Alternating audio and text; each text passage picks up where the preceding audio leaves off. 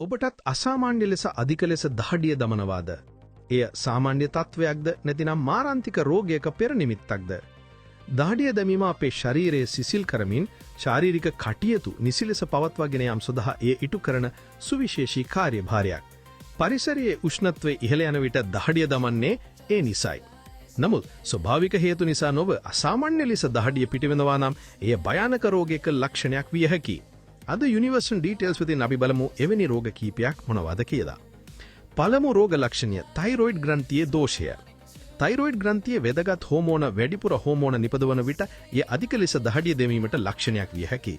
ඒ වගේම හෘද ස්පන්දනයේ වැඩිවීමක් සහ හොඳ සංනිවේදනයක් අඩුවීමක්ද ඇති කළ හැකියි. දෙවන රෝග ලක්ෂණය රුධිර සීනි මට්ටම අඩුවීම. ඊළඟට රුධිර සීනි මට්ටම අඩුවීම.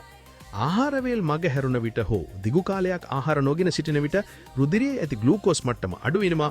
එවිට ශාරීරික ආරක්ෂක පියවරක් ලෙස ඇඩ්‍රිනලින් හෝමෝන නිදහස් කරන අතර මෙහි ප්‍රතිඵලයක් ලෙස වැඩිපුර දහඩිය දැමීම සිදු වෙනවා. මෙය දියවැඩියා රෝගීන් අතර බහුලව දක්නට ලැබෙන ලක්ෂණයක්.